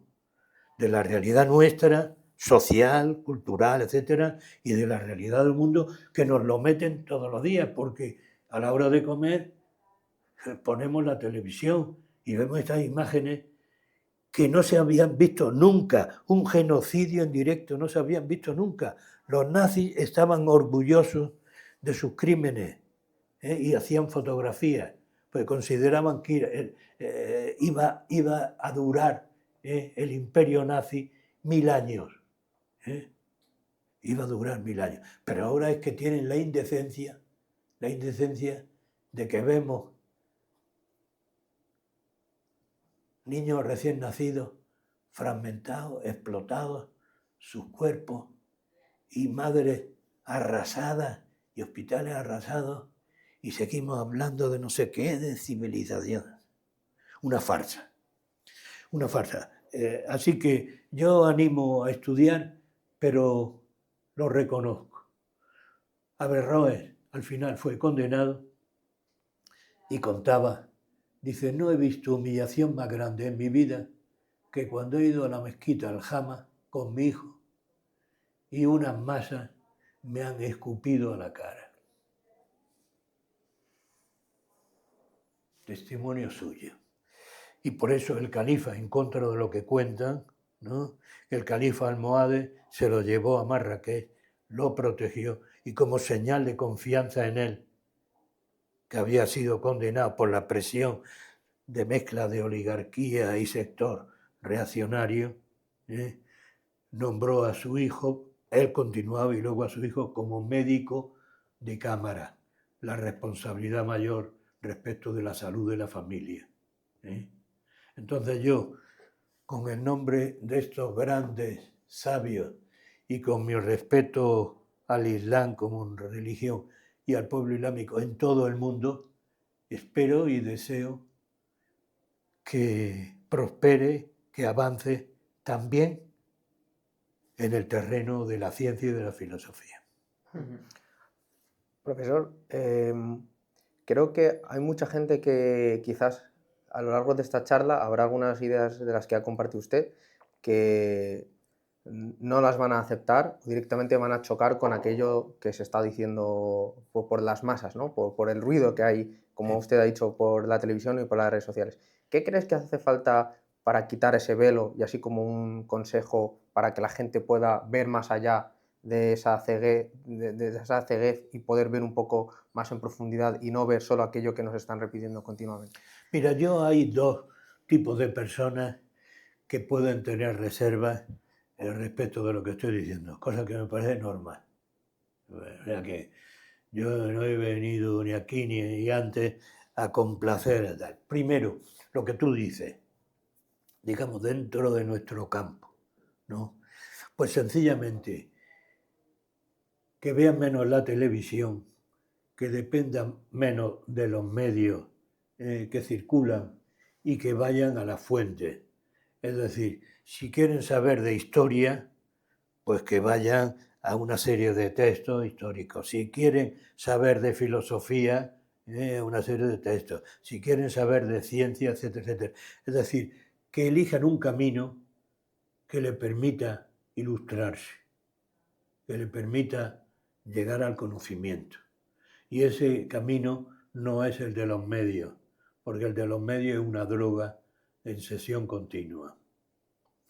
Y respecto a mis amigos musulmanes que consideren que yo me he pasado varios pueblos, pues sencillamente que vean un poco más, decía Gramsci, ver más allá del campanario. Él asimilaba la mentalidad pequeña, pueblerina, que miren más allá del campanario de su pueblo, que miren un poco más con ojos realistas, ¿no?, la situación del pueblo. Y pues, bueno, y empezando por el propio pueblo al que uno pertenece. Porque yo, cuando voy a Marruecos, yo con quien simpatizo es con el pueblo marroquí, no con la oligarquía marroquí, ni con el esto, ni con el otro, ni con el pueblo marroquí y todas mis simpatías. Y siempre pasa lo mismo, ¿no? Hay una relación de fraternidad profunda, de fraternidad. Pero en lo que hemos sido adoctrinados de pequeños, en lo que nos ha transmitido la familia, luego en lo que nos transmiten los estados modernos, eso de que en cualquier tiendezucha de Marruecos y esté allí, como aquí pasa, pero menos, la fotografía de su majestad, que no se sabe ni dónde está, ¿no? El nuestro por lo menos lo tenemos en Abu Dhabi, creo, por ahí, no sé, el viejo. Quiero decir que se aprenda a pensar, que es la base a pensar por uno mismo. Claro, entonces nos tiramos la vida apartando velos que nos han sido creados desde niños. Porque si a mí me habían dicho que en vez de un golpe de Estado militar que liquidó la República con el apoyo de Hitler y Mussolini, era una cruzada, porque como decía el Papa Pío XII, la providencia divina había colocado a Franco para salvar, etcétera, etcétera. Me lo dicen de niño, y yo veo la exaltación de eso, y luego leo las 4 porquerías esta y tal, y de que aquí los moros han destruido y tal, y luego resulta que cuando se va a Almería hay que ver, hombre, la Alcazaba de Almería, cuando se va, quiere ver tal, pues, en fin, la Alhambra de Granada, y cuando se va a Sevilla, hombre, Sevilla y tal, en fin, los jardines, tal, y luego tal, los reales alcázares. Bueno, pero no quedamos que lo que habían dejado. Pero lo que habían dejado es lo más hermoso que hay en España. Lo que habían dejado. Eso en el campo de la arquitectura, que si yo le digo a alguno de estos tal patriotas de pacotilla, le digo, bueno, pero es que esto no es de españoles, esto es de los moros, esto es tal, que no tiene nada que ver. Me diría, ¿cómo que no? Esto es nuestro, esto es granaíno, esto es cordobés. El Palacio de la Aljafería, por ejemplo, que es fantástico, un palacio civil donde está la sede del gobierno aragonés, ¿no? Fantástico, por ejemplo, ¿no? diría, no, pero en el terreno del pensamiento, dice, no, pero es que recuerdo una vez que dije yo, pues léete, no, pero es que profesor, es que dicen que Averroes no era español, que Averroes era árabe. Pues sí, claro. Entonces, todavía en enciclopedias, en manuales, etcétera, todavía queda estos restos de ignorancia regularizada, todavía queda, ¿no? Entonces, es un deber de los intelectuales, de los profesores, de los estudiosos, el aspirar a tener un conocimiento de nuestro pasado, de nuestra cultura, sobre bases reales, sobre las bases reales. Y repito, ya es posible, no es fácil, pero de luego el camino equivocado es considerar que la radio, que la televisión, que los periódicos, porque además los periódicos están sesgados siempre. Si hay algún árabe que critica a los árabes, tiene su columna. Si hay un antiguo musulmán o musulmana que pone a parir a los musulmanes como tal, tiene su columna. Y si hay un intelectual árabe o un intelectual musulmán que tiene una brillantez y con dificultad, yo considero en ese sentido como ejemplar Edward Said, el gran intelectual, al quien le dediqué yo. Mi libro es sobre el intelecto, como un pequeño detalle. Para que me lo agradezcan mis enemigos, se lo dediqué al intelectual palestino Edward Said. Nombre admirable, ¿no? Admirable. Así que con esa esperanza vivimos, porque si no, estaríamos en la peor barbarie, la barbarie tecnológica, la barbarie de la uniformidad en el engaño mundial a través de los medios, que no existió antes por la inexistencia de esos medios, y luego con una profunda carga de odio, que yo la asocio, aunque tengo amigos y respeto al mundo cultural anglosajón, pero la asocio al poder político, económico y militar anglo. Odio a todo lo que tenga odio y desprecio. Yo por eso algunas veces sí he notado cómo se movían de la silla algunos estudiosos conservadores británicos cuando yo decía cosas similares, porque yo la mayoría de mis publicaciones han sido en congresos, en artículos, desde que no me he ocultado. Y ahí está, ¿no? Le quiero hacer una pregunta, voy a cerrar con los agradecimientos. Le quiero hacer una pregunta que va a dar paso al Zoco, que es un breve espacio para... el Zoco es un breve espacio para aquellos seguidores más fieles que nos apoyan en nuestra comunidad. Voy a hacer la pregunta pública. Bueno, primero voy a hacer los agradecimientos. Me ha regalado el libro de Averroes sobre la sustancia del universo. Efectivamente, me ha regalado. Es decir, que no lo vas a ver. Nos ha regalado... Pero es común, de uso común. Es de uso común, ¿no? Público. Que es una traducción desde el latín, anotada. Tened por seguro que bueno, estaré compartiendo distintos extractos en redes sociales y por nuestros distintos canales. Latín, porque desgraciadamente, como ha pasado en alguna ocasión, no existe texto árabe.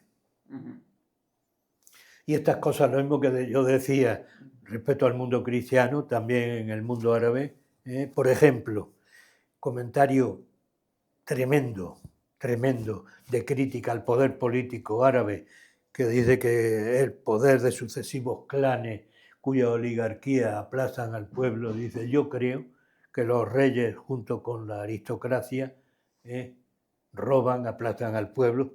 El comentario a la República de Platón, no existe texto árabe. Esto tampoco existe texto latino y hebreo. Dejaremos en comentarios, ¿no? Los distintos links para realizar la compra de estas maravillosas obras. Le voy a pedir luego que me la firme. Y la pregunta es esta, ¿vale? Y vamos a despedirnos después de esta pregunta y seguimos en el espacio del Zoco. ¿Cuáles son las siguientes, o cuáles deberían ser los siguientes pasos? Porque yo soy de los que tengo un amor tremendo por España y creo que ahí hay una potencialidad de ser un puente entre dos mundos, entre dos culturas, entre dos civilizaciones, que es la oriental y occidental. Creo que ahí falta una reticencia y tal, pero España tiene un lugar único en el mundo, civilizacionalmente, culturalmente, históricamente, que puede unir estas dos cosas. Entonces, ¿cuáles deberían ser los siguientes pasos? Y voy a dejar ahí en suspensa la pregunta.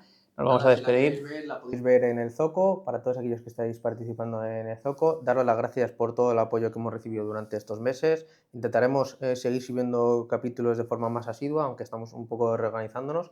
Y daros las gracias por los comentarios positivos. Y poco más, nos vemos. Y nada, Andrés, muchísimas gracias por tenerte aquí. Desinteresadamente hemos aprendido un montón de ti y nos vemos pronto. Gracias a vosotros, no os desaniméis, trabajar con calma y con apertura mental, y como sois jóvenes, larga vida. Pues nada, como decimos siempre, nos vemos pronto en La Última Medida.